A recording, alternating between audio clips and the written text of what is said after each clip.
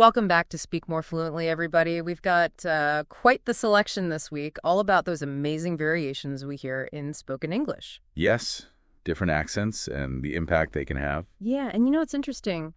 We tend to think of them as just different ways people say the same words, right?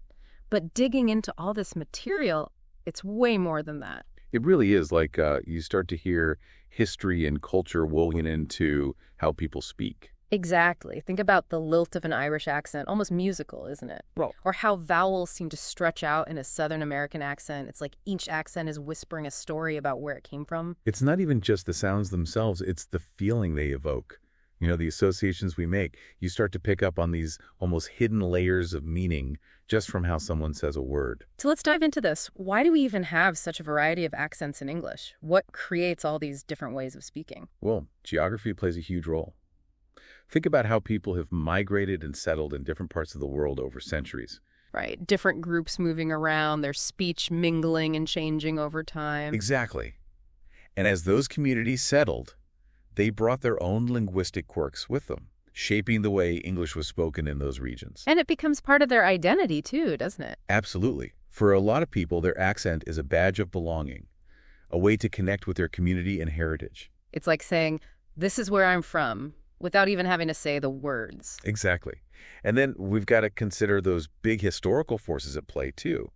Colonization, for example, had a massive impact.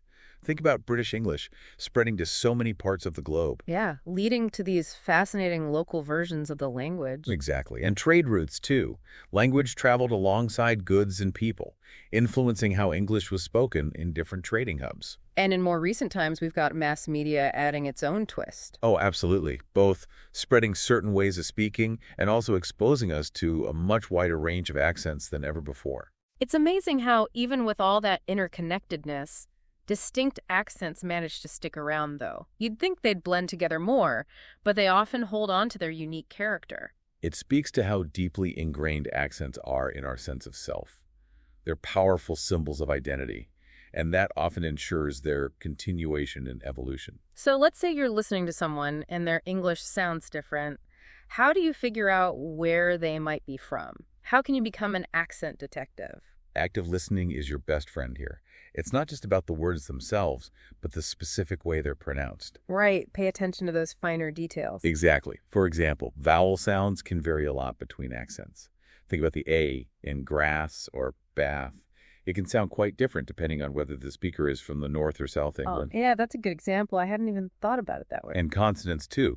The way someone pronounces the R sound can be a big giveaway. In some accents, it's very prominent. In others, it's softer or even silent. It's like a little linguistic puzzle, figuring out those clues. It is. And another great way to sharpen your ear is by immersing yourself in regional media, films, TV shows, podcasts from different parts of the English-speaking world. It helps you get a feel for the natural flow of speech in those accents. So you get accustomed to the whole package. The sounds, the rhythm, everything. Precisely. And of course, nothing beats real-life practice. If you can chat with people from diverse backgrounds, go for it.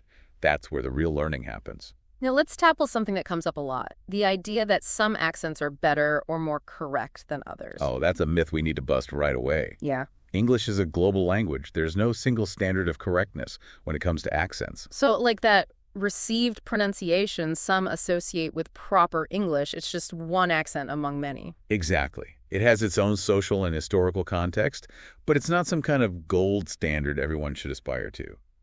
The most important thing is clear communication. So focusing on being understood rather than sounding a certain way. Exactly. In fact, exposure to different accents makes you a stronger communicator overall. It expands your understanding and helps you adapt to different situations. So it's a plus, not something to be afraid of. But what if you do struggle to understand an accent? What are some practical tips? Well, immersion is key here.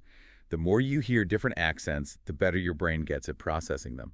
Listen to podcasts, music, radio from all over the world. Surround yourself with those sounds. Exactly.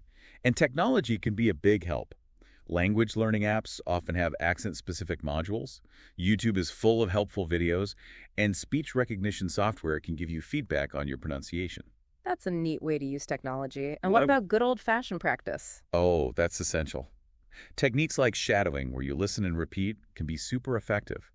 Recording yourself and comparing to native speakers is helpful too. So it's not just about individual sounds, it's about the rhythm and intonation too, that whole musicality of speech.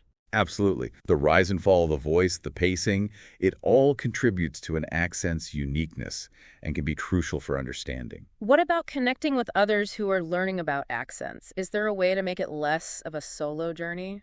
Definitely. Online groups and language exchange platforms can be fantastic. You can practice with people from all over, ask questions, and share your experiences. It's a great way to learn from each other and boost your confidence. So, how can we actively embrace this diversity instead of feeling overwhelmed? Patience is number one. This takes time, so celebrate those small wins along the way. Every new phrase or sound you understand is a victory. It's about building that familiarity gradually. Exactly. And consciously seek out content with different accents. Interviews, documentaries, even casual chats online. The more diverse your input, the better you'll become at discerning those variations. And don't be shy to ask for clarification if you need it. Yeah, there's no shame in saying, could you repeat that, please? None at all. Most people are happy to help. And really focus on active listening. Not just the words, but those subtle nuances in sound and intonation. Maybe even keep a journal to track your progress and reflections. We talked about technology earlier. Let's dig into that a bit more. Sure, so many language apps now have modules dedicated to regional accents. You can hear native speakers side by side, comparing those subtle differences. YouTube has tons of videos breaking down accents, making them easy to understand. It's amazing how accessible all this information is now. It really is. And speech recognition software is a great tool for pronunciation practice. And of course, online language exchange communities offer incredible opportunities to interact with speakers from around the world. So after all this, what's the big payoff? Why put in the effort to understand different accents? The benefits are huge. Your listening comprehension improves drastically. You can understand English in so many more contexts, from fast-talking news to regional dialects and films. And that must make you feel way more confident, too. Absolutely. As you become comfortable with more accents, your confidence in communication just skyrockets. And it also opens up this whole new world of cultural awareness. Understanding how language varies geographically and socially gives you a deeper insight into different cultures and histories. It's about connecting with people on a deeper level, beyond just understanding the words. Exactly. Yeah. And you know what's interesting? Even just trying to imitate different accents can actually improve your overall pronunciation. It makes you more aware of the mechanics of speech, giving you more control. So what's your advice for those wanting to keep improving their fluency and understanding of accents? Vary your listening routine. Don't just stick to one type of English. Explore podcasts, music, videos from all over the world. Be playful with accents. Try imitating them, even if it feels a bit silly at first. And chat with diverse native speakers online whenever you can. That real-time interaction is invaluable. Some might worry that imitating accents could make them lose their own. What would you say to that? Think of it as a temporary exercise, a tool to train your ear and your speech. It doesn't change your core identity. Embracing your own accent is important too. It's about finding that balance, expanding your repertoire without erasing who you are. What do you think the future holds for English accent diversity, especially with globalization and everything? We're likely to see even more diversity, cultures blending, new variations emerging. But instead of seeing it as a challenge, embrace it. It's an exciting opportunity to engage with English in all its evolving forms. So the takeaway from our deep dive today is clear. Understanding and appreciating different accents isn't just a side note. It's a core part of becoming a more confident, effective, and culturally aware communicator. It's about listening more closely, practicing with intention, and enjoying this journey of discovering the amazing sounds of English. So go out there, listen to the world around you, notice those subtle variations, and have fun exploring. Think about this. As you become more attuned to those different accents, what unexpected social or cultural connections might you make? How might it make you a more empathetic and effective communicator in our wonderfully diverse world? That's something worth reflecting on.